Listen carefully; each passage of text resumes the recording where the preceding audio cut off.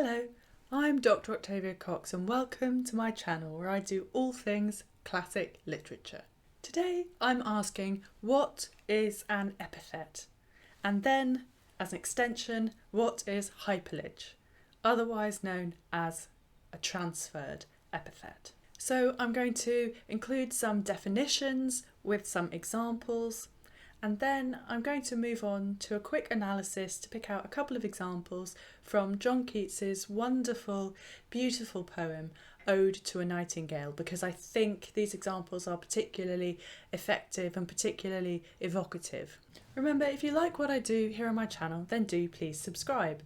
So to start, what is the definition of an epithet? The Oxford Dictionary of Literary Terms defines epithet as an adjective or adjectival phrase used to define a characteristic quality or attribute of some person or thing. So it's a tag or a label that describes some fundamental, essential quality of some noun. And they're common in historical titles such as Alexander the Great, William the Conqueror, Edward the Confessor, Richard the Lionheart, and even Ethelred the Unready, one of my own personal favourites. Epithets have been a basic tool of poetry probably since its inception, but definitely since Greek antiquity and the poetry of Homer. So what then is an Homeric epithet? Well, an Homeric epithet is an adjective, usually a compound adjective, so an adjectival phrase.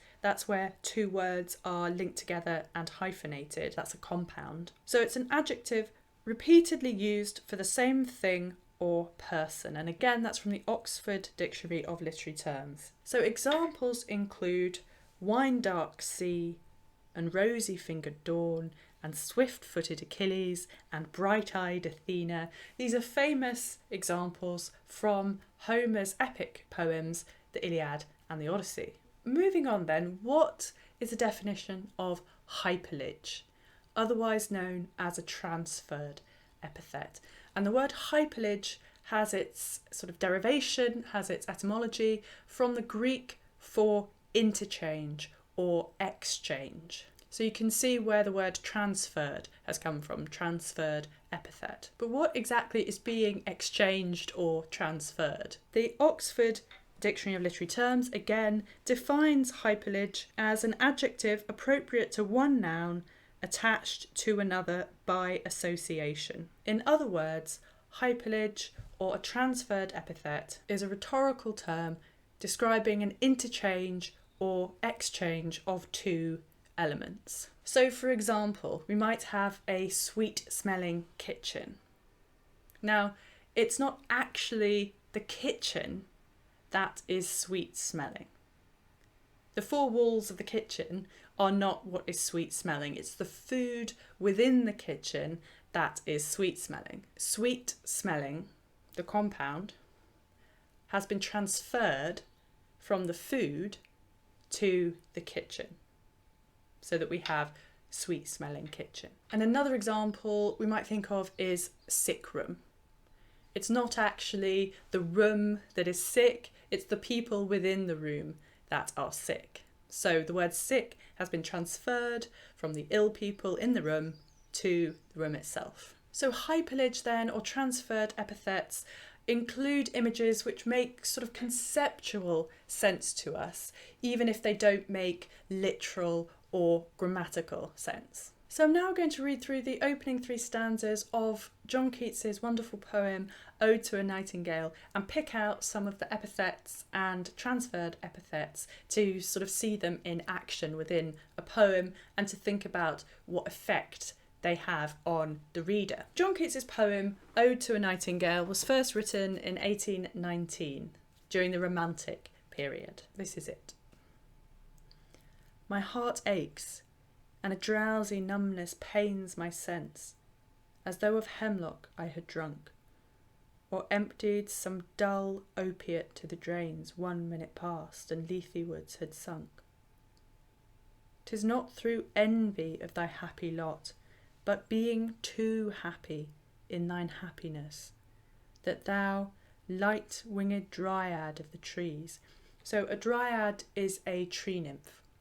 And you can see here we've got our first compound epithet, light-winged dryad. So light-winged gives an impression that this bird is sort of floating. Light-winged conveys an extra impression of lightness, as though it's really kind of floating above the world and human cares. Thou light-winged dryad of the trees, in some melodious plot of beechen green and shadows numberless, singest of summer in full-throated ease. So here we have two transferred epithets. The first is the melodious plot. Now, of course, it's not the plot that is melodious. It turns out that it's the singing that's melodious, although we haven't actually got on to reference to the singing just yet. And this adds to a sense of sort of confusion. So the opening of the poem talks about drowsy numbness and being dull because he's drunk some opiate. So he's sort of slightly out of his senses.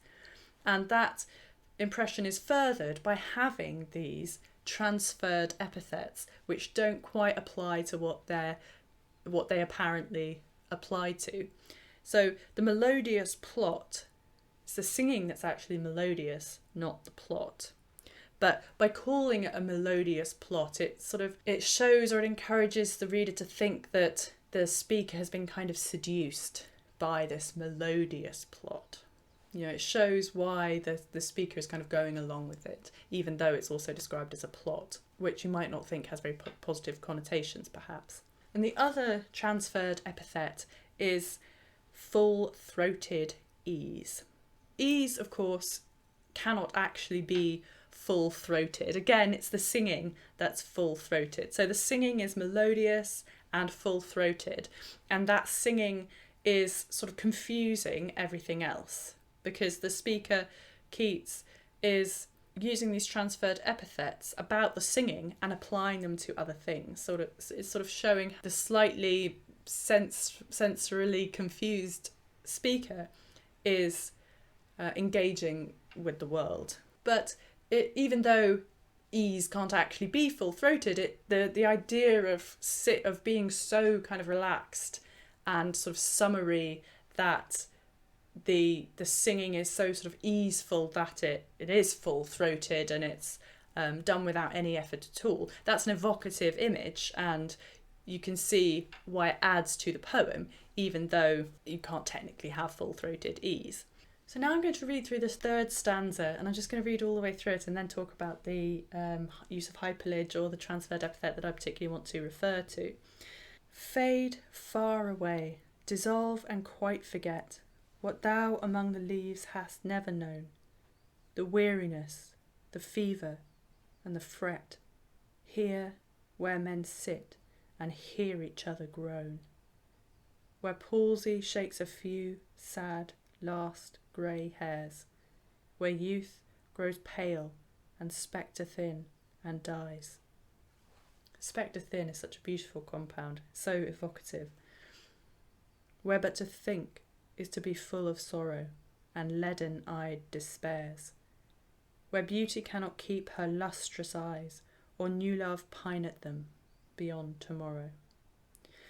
So the leaden-eyed despairs, again, it's a beautiful evocative image, and it sums up entirely a sense of the feeling that somebody who is so kind of despairing, but has been so despairing for such a long time. So this isn't the kind of heat of despair, the first moment of passion of despair. This is sort of slow, soul-destroying, hopeless, leaden-eyed despair.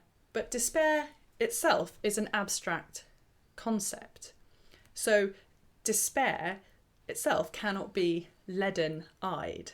So the epithet has been transferred from the people who feel the despair onto despair itself. So in this, Keats personifies despair, almost gives it a character. And I also think the way that Keats has made that into a plural, has pluralised despairs, really adds to the sense of sort of fullness. Something that Keats does a lot, actually. He pluralises things to add to this sense of fullness and excess. So you might think in his poem to Autumn, for example, where he talks about the last oozings, hours by hours. Now, of course, he could have said oozings hour by hour, and that would have meant the same thing, but adding the plural sort of extends it out and makes it seem fuller, makes it seem even more a kind of added excess. And I think the same is happening here. Leaden-eyed despairs. You know, it's not just one despairing soul, it's multitudes. So just in these couple of examples then, I think in the first stanza, the use of a transferred epithet or hypallage, Keats shows a kind of seductive confusion in having the epithets transferred away from the singing and onto the sort of effects and the speaker's response to the singing. And then in the third stanza, the transferred epithet, where the despair, the leaden-eyed despair is transferred to despair away from the people who are experiencing the despair. The personification of despair almost shows how overwhelming this is, as if all the people here that have just been talked about could personify despair, could embody despair, could be a figure of despair perhaps. Thank you very much indeed for listening. I do hope you found it helpful to have these definitions and some examples of epithets and Homeric epithets and transferred epithets, otherwise known as hypallage. Remember, if you like what I do here on my channel, then do please subscribe. Do, if you've liked the video, give it a big thumbs up, and do leave your comments below. I'd love to hear from you. Do you have any of your own fabulous examples of transferred epithets?